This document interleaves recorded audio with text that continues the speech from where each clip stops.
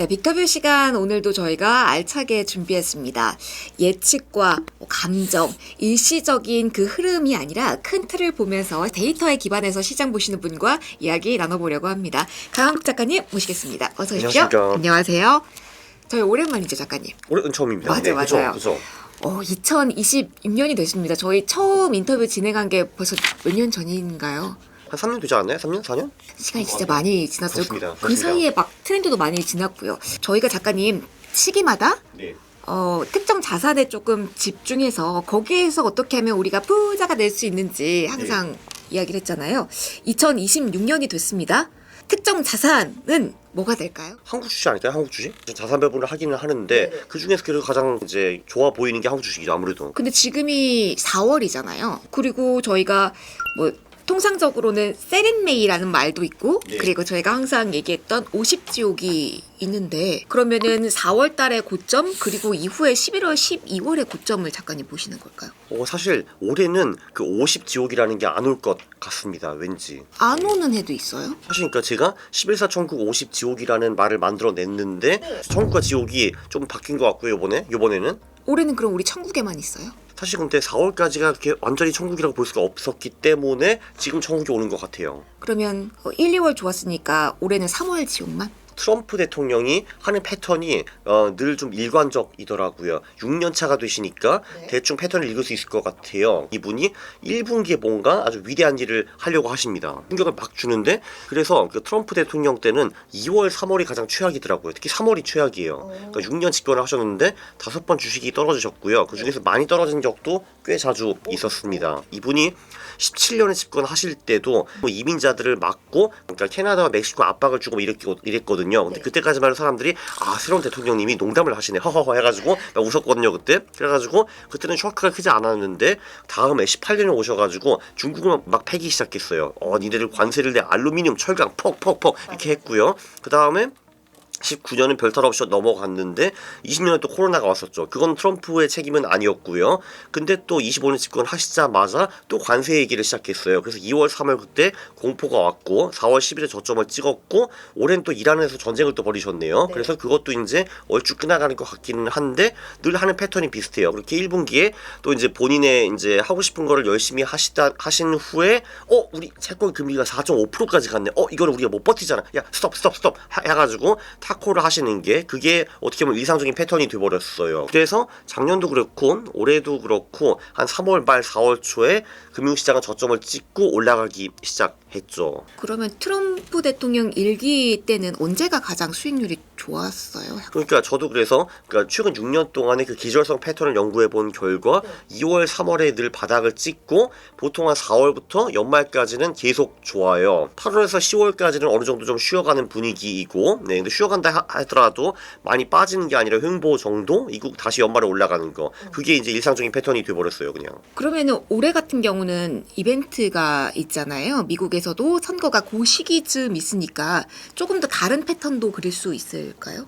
그게 어떻게 보면은 그 패턴을 더 강화한다라고 볼 수가 있는 거죠. 미국 국채 금리가 너무 많이 올라가면은 그 미국이 낼 이자가 점점 더 많아지기 때문에 더 이상 지속 불가능하거든요. 그래서 늘 패턴이 1분기는 뭔가 신난 일을 하시고 2분기부터는 뒷수습을 해야지 한 4분기쯤 가가지고 올해도 내가 이겨놓으라 할 수가 있거든요. 그러니까 그분이 이제 무조건 연말 이겨야 되거든요. 그러면은 지금 국내에도 그리고 미국 시장도 연중으로 봤을 때는 저점 라인쯤인 걸까요? 저점이라고 봐야죠. 그렇죠. 지금이 저점이다. 작년 같은 경우도 제가 50쪽을 너무 많이 믿어가지고 주식 비중을 제가 반으로 줄였었거든요. 굉장히 어리석은 선택이었죠. 그래서 많이 벌 거를 좀 적게 벌었죠, 제가 작년 같은 경우는. 그러면은 그 11월과 4월 사이에는 그래도 괜찮았죠. 왜냐면 이제 제가 뭐 주식만 하는 것도 아니고 뭐 한국 주식은 당연히 그때 많이 올랐고 6개월 동안에 그거 많이 벌었고 미국 주식은 좀 덜 올랐지만 뭐 그래도 어느 정도는 벌었고 금은도 이제 1월 말까지는 엄청 많이 올랐었잖아요. 그 후에 좀 주춤했지만 그래도 거기서도 좀 벌었고 벌거나 번 것 같네요, 그래도. 코인은 안 했고. 그렇죠. 올해가 뭐 코인 쪽 잠깐 하고 가면 비중을 줄여야 되는 때는 맞는 거예요. 만약에 타이밍을 놓치셨다면? 그렇죠. 그 아무래도 코인이 3+1이잖아요. 3년 정도는 오르고 1년 정도는 깨지는데 그게 이제 올해라고 봐야죠. 네. 그래서 제가 작년 11월 그 언저리에 빠진 것 같아요. 10에서 11만 불 언저리 사이에 빠진 것 같은데 뭐 지금 7만 언저리니까 네, 잘 빠졌죠 그때. 아직 하락은 끝나지 않았다로 일단 정리를 할까요? 아직은 그런 것 같아요. 왜냐면은 보통 이 하락장이 코인 같은 경우는 12에서 13개월 정도 가거든요. 한 그 정도 빠져야지 대부분 사람들이 포기를 하고 장을 다 떠나는 것 같아요. 저도 연구를 해봤거든요. 도대체 왜 이게 하락장이 12개월 정도 갈까라고 고민을 해봤는데 3, 4개월 정도면 사람들이 희망을 잃지 않고 아니야 올라갈 거야 라고 있는데 그 사람들이 희망을 전부 다 잃고 다시는 코인 안 해 하고 떠나야지 저점이 오는 것 같아요. 네. 많은 분들이 고민을 하실 것 같아요. 지금 많이 코인 쪽에 떨어졌으니까 이쪽을 진입할지. 뭐 멀리 보면 다른 그림도 나오겠습니다만 주식은 뭐 국내도 그렇고 미국도 많이 올랐잖아요. 아, 네. 근데 국내 주식은 사실은 3배 올랐는데 놀랍게도 별로 오른 게 아니에요. 정고점이 6,300. 예. 그리고 코스닥도 뭐 1,000 언저리잖아요. 네. 이것도 정말 많이 올라온 거라고 생각도 많이 하실 것 같아요. 어디까지 보시는 거예요? 뭐 저는 만 갈 거라고 보고 있기는 한데 근데 그 이유가 유가증권 시장 많이요? 코스닥 3,000은 생각하지 말까요? 그거는 저도 분석을 해봤는데 그거는 상식적으로 될 수가 없어요. 그러니까 2025년에 그 커스피에 있는 전체 기업이 얼마 벌었는지 혹시 아시나요? 아니요, 기억이 잘 안 나요. 190조를 벌었거든요. 네. 190조를 벌었는데 그 중에서 삼성전자와 하이닉스 90조를 벌었어요. 나머지 그 700 몇 개 기업이 100조를 벌었고 네. 90대 100이거든요. 네. 근데 그 올해 삼성전자와 하이닉스가 얼마 벌지 혹시 아시나요? 400조. 그러니까 요 두 개 기업이 코스피 전체가 25년에 번 것에 2배를 번대요. 26년에. 얘는 딱 두 개 기업이 12월에만 봤어도 삼성전자와 하이닉스의 예상 순이익이 130조였거든요. 그게 넉 달 만에 400조가 돼버렸어요. 진짜 말도 안 되거든요, 이게. 이제 올해 그 최근에 이제 KB에서 보고서가 나왔는데 커스피 기업의 전체 순이익이 600조다라는 말이 나오고 있거든요. 그러니까 이제 작년에 3배가 되는 거예요. 이제 이것도 말도 안 되는 건데. 네, 그러면은 그냥 아주 단순하게 봐가지고 커스피 기업들이 버는 돈이 그 올해 3배가 늘어난다. 그러면 주가로 3배 뛰는 것이 너무 이상한 건 아니거든요, 사실. 그래서 3배 뛰었잖아요, 사실. 2,300에서 6,300까지 갔는데. 근데 그게 오히려 많이 오른 게 아니에요. 26년 대비 코스피의 퍼가 8배. 그러니까 그 주가는 이렇게 올랐는데도 불구하고 퍼가 계속 떨어지고 있어요. 그렇기 때문에 코스피는 고평가는커녕 오히려 더 저평가가 되고 있어요. 그리고 27년에도 26년보다 더 번다라는 거거든요. 그래서 지금 800조 얘기가 나오고 있어요. 근데 코스피가 1만이 되려면은 코스피 시가총액이 8,000조가 돼야 되거든요. 근데 내년에 800조를 번다라고 하면은 내년 순이익이 10배밖에 안 되는 거거든요. 그러니까 그거는 충분히 달성 가능합니다. 코스피 1만은요. 올해만 놓고 보면은 네. 어디까지 보세요? 저는 사실 뭐 내년 말까지 1만 갈 거라고 생각을 이게 1반까지 갈 거라고 생각을 했었는데 그럼 올해도 뭐 그래도 한 7, 8조는 가져야 되지 않을까요, 그래도? 그러면은 앞서 삼성전자, 하이닉스가 버는 돈 예. 말씀하셨잖아요. 예. 결국은 그러면은 이 지수 레벨대를 계속 오르는 과정에서 코스닥도 아니고 유가증권 시장이고 여기서 돈 제일 잘 버는 쪽이면 지금이라도 삼성전자, 하이닉스만 사야 되는 거네요. 그러니까 숫자 한번 보면은 되게 놀라운 게 이 삼성전자, 하이닉스가 한국에서 가장 저평가된 기업들이에요. 이게 좀 놀랍더라고요, 사실 보니까. 제가 친한 펀드 매니저가 한 분 계시는데 이제 그분의 친구 친척들이 삼성전자, 하이닉스에서 많이 근무를 하시는데요. 지금 이제 화성과 이촌에 메모리 거지들이 되게 많대요. 그러니까 메모리 거지들은 뭐냐면은 거기 그냥 숙박시설을 전부 다 점령하고 몇 개월 전부터 그래서 매일매일 그 무작정 앞으로 가가지고 나 먼저 줘, 나 하나만 더 줘 이렇게 하는 메모리 거지들이 우글우글 하대요. 심지어 아무 권한이 없는 연구원들도 막 붙잡고 메모리 줘 하나만 one more memory please 이러고 있대요 지금. 아, 우리 먼저 줘. 다 이렇게 잡고 계시군요. 그렇죠. 그래서 그 펀드 매니저 분이 자주 연락을 한대요. 그 메모리 거지 아직도 있습니까?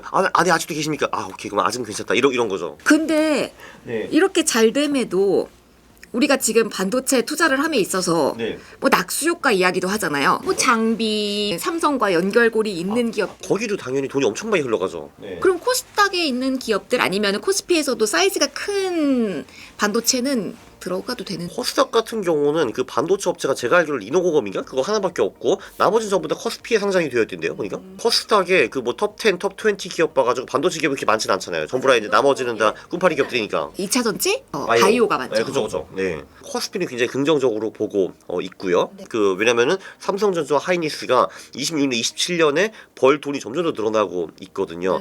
그리고 왜 요번에 뭐 구글에서 뭐 터보 퀀텀인가 뭔가 나와가지고 그때 한번 일시적으로 반도체가 뚫게 맞은 적이 있었잖아요.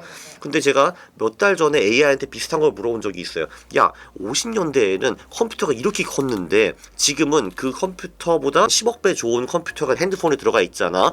그러면은 AI도 비슷한 식으로 지금은 거대한 데이터 센터가 만들어지는데 하드웨어가 좋아져가지고 점점 줄어드는 거 아니니? 그럼 메모리 수가 떨어지는 거 아니니? 라고 물어봤는데 AI가 저한테 뭐라고 하면 야, 50년대에는 전 세계 컴퓨터 5대밖에 없었잖아. 근데 네가 말한 대로 성능이 몇백억 배 좋아지기는 했지만 지금은 컴퓨터가 수백억 대 아니니? 왜냐면 내 핸드폰에도 컴퓨터가 들어있는 거니까. 그러니까 전체 수는 폭발적으로 늘지 않았니 이놈아. 그러니까 나중에는 제 생각에는 그 모든 사람이 이 AI가 이제 핸드폰 안에 들어가게 되겠죠. 그렇기 때문에 전체 수요는 폭발적으로 든다라는 거죠. 하드웨어가 좋아지면은 데이터 센터 자체는 이제 작아질 수가 있겠지만 그럼 사람들이 더 많은 거를 AI로 연산을 할 거기 때문에 전체 수는 폭발적으로 는다. 그리고 거기는 필수적으로 메모리 반도체가 필요한다. 걱정 안 해도 된다. 뭐 이런 얘기였죠. 잠깐 궁금했던 부분이 그러면 코스피를 투자를 해야 된다. 그러면 그냥 지수 추종 가는 게 맞아요? 아니면 반도체 투톱 가는 게 맞아요? 반도체 소부장 쪽을 보는 게 맞아요? 아니면 지수랑 같이 올릴 거니까 반도체 가면 뭐 현대차 그룹이나 다른 시총 상위주도 가잖아요. 이쪽을 공략하는 게 맞아요?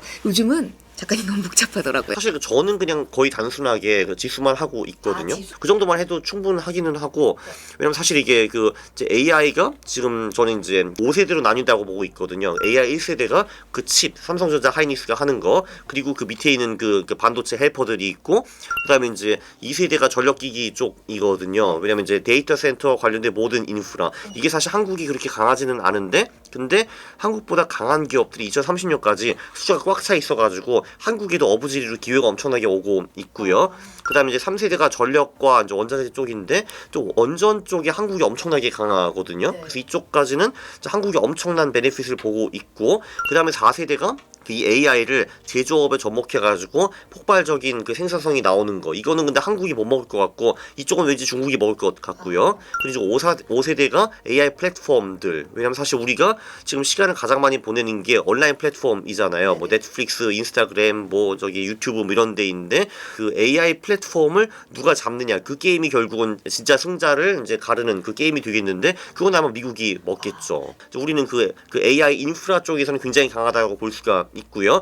그리고 지금 이제 글로벌 주식 트렌드도 그 2세대, 3세대 쪽이 가장 지금 폭발적으로 많이 올라가 있고 이제 빅테크 이제 1세대는 조금 이제 꺾인 상태이고 결국은 나중에 누가 4세대, 5세대를 잡느냐가 문제가 되겠죠. 그거 말고도 한국이 지금 어부지리가 되는 곳이 굉장히 많거든요. 사실 뭐 지금 세상이 불안불안하니까 K 방산도 지금 많이 찾고 있고 조선 쪽도 꽤 잘 나가고 있고 네 그리고 증권사는 한국 주식이 올라가기 때문에 같이 덩달아 올라가고 그리고 그 중에서 몇 개 기업 뭐 스페이스X나 안트로픽에 투자를 한다고 하니까 그쪽도 같이 올라가고 있고 그래서 지금 어떻게 보면 요즘은 신과 AI가 한국을 버리지 않았다라고 저는 보고 있죠.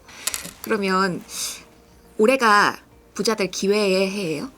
올해는 괜찮을 것 같아요. 네. 오, 그러면 어느 정도의 우리가 시드라고 하죠. 네. 투자금이 있어야지 와, 내가 올해 정말 투자 잘해서 누렸다라고 볼 수 있는 게 올해예요.